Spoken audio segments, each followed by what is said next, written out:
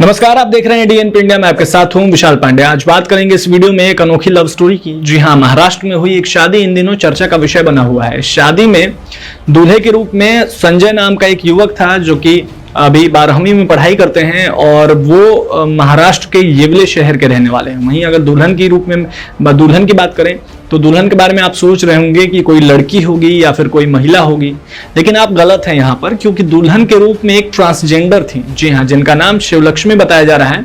महाराष्ट्र के छोटे शहर मनमाड की रहने वाली हैं शिवलक्ष्मी, और इन दोनों के बीच में प्यार हुआ। प्यार जो है वो रिलेशनशिप में तब्दील हो गया और सीरियस रिलेशनशिप हो गया। इसके बाद इन दोनों ने सोचा कि अब हम समाज के सामने और अपने परिवार के सामने इस रिश्ते को रखेंगे और एक दूसरे को अपनाएंगे पूरे समाज के सामने। तो विधिवत तौर पर हिंदू रीति रिवाज के हिसाब से इन दोनों की शादी हुई एक मंदिर में।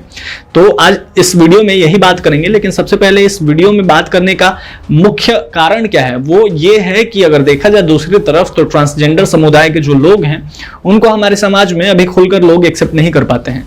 एक तरफ अगर हम कंपेयर करें एक नॉर्मल पुरुष या स्त्री की, तो वहां ट्रांसजेंडर को उतनी इज्जत नहीं मिलती है जितना एक नॉर्मल इंसान को, हम पुरुष या स्त्री को हम देते हैं। अगर देखा जाए तो दोनों सारे जो जितने समुदाय के लोग हैं, चाहे ट्रांसजेंडर, गे, लेस्बियन या नॉर्मल पुरुष या महिला जो भी हैं, तो है तो आखिर इंसान ही। तो हमें थोड़ा सा सोच अपनी बदलने की जरूरत है, खासकर अपने देश में, और सारे समुदाय के लोगों को खुलकर एक्सेप्ट करने की जरूरत है, इज्जत बराबर देने की जरूरत है। तो संजय और शिवलक्ष्मी की ये जो शादी हुई है ये कहीं ना कहीं समाज में एक संदेश छोड़कर जाता है। संजय और शिवलक्ष्मी जो हैं इन्होंने बहुत ही हिम्मत और साहसी काम किया है, जो कि खुले समाज के सामने खुलकर अपने रिश्ते को एक्सेप्ट किया और दोनों के परिवार वाले भी मान गए। लेकिन चलिए अब बात करेंगे कि आखिर इन दोनों का प्रेम प्रसंग शुरू कैसे हुआ और किसने किसको प्रपोज किया ये भी बताएंगे। तो चलिए जान लेते हैं आखिर इस लव स्टोरी के बारे में। शिवलक्ष्मी और संजय दोनों पढ़े लिखे हैं। शिवलक्ष्मी ने एमए बीएड की पढ़ाई पूरी की है, तो वहीं संजय 12वीं में पढ़ाई कर रहे हैं।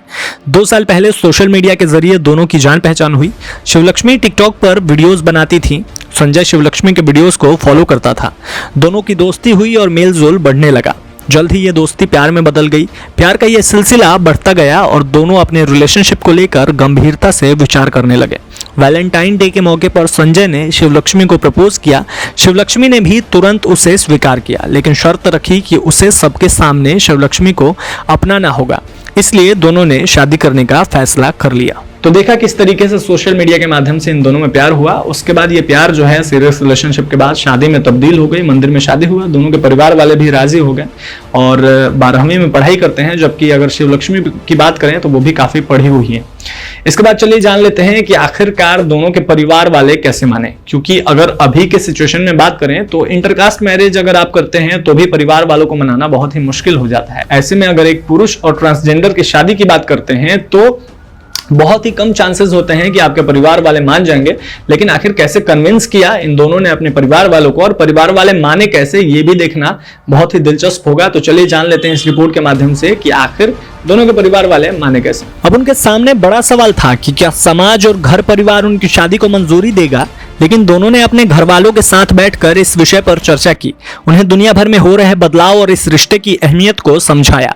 घर वालों ने भी उनकी भावनाओं का आदर किया और शादी के लिए राजी हो गए। सबसे अहम बात यह है कि दोनों की शादी परंपरागत रीति रिवाजों के साथ की गई। हालांकि लॉकडाउन के नियमों के चलते काफी कम लोग इस शादी में शरीक हो पाए। शादी के बाद शिवलक्ष्मी बताती हैं कि भारतीय संस्कृति में लड़की शादी के बाद अपने पति के घर ससुराल जाती है। मुझे कभी नहीं लगा था कि मुझे एक बहू के रूप में स्वीकार किया जाएगा, लेकिन हम दोनों के परिवार ने समाज के सभी रूढ़ी परंपराओं से ज्यादा हमारे रिश्ते को अहमियत दी है। मुझे अपने नाम की तरह सही मायने में एक लक्ष्मी के रूप में स्वीकारा गया। ये सब एक सपने की तरह है। जाहिर है मैं बहुत खुश हूँ। बता दें कि संजय के परिवार ने शिवलक्ष्मी के घर जाकर शिवलक्ष्मी का अपने बेटे के लिए हाथ मांगा। शिवलक्ष्मी के भाई ने तुरंत मंजूरी दी और दोनों की शादी तय हो गई। संजय का कहना है कि हमने काफी सोच समझकर ये कदम उठाया है। हमारी शादी के बाद 10 लोग समर्थन करेंगे तो 10 लोग विरोध करेंगे, लेकिन हम किसी भी विरोध पर ध्यान नहीं देते, क्योंकि हमें पता है कि हम एक दूसरे के साथ रहने का और शादी करने का पूरा अधिकार रखते हैं। अब आपने देखा कि किस तरीके से संजय और शिवलक्ष्मी का भी कहना है कि उन दोनों ने अपने परिवार को कन्विंस किया और इस शादी के बाद कहीं ना कहीं शिवलक्ष्मी को लक्ष्मी के रूप में एक्सेप्ट किया गया, यानी बहू बनाया गया। ये बहुत ही खुशी की बात है और समाज में एक संदेश छोड़कर जाता है।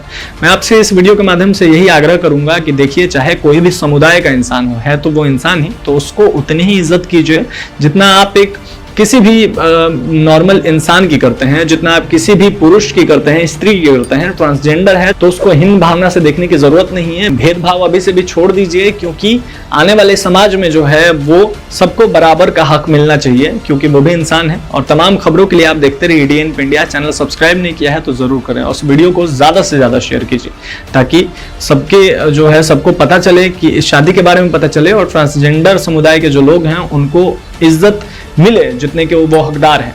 तमाम खबरों के लिए देखते रहिए, चैनल जरूर सब्सक्राइब करें और इस वीडियो पे अपने कमेंट की प्रतिक्रिया जरूर दें। धन्यवाद।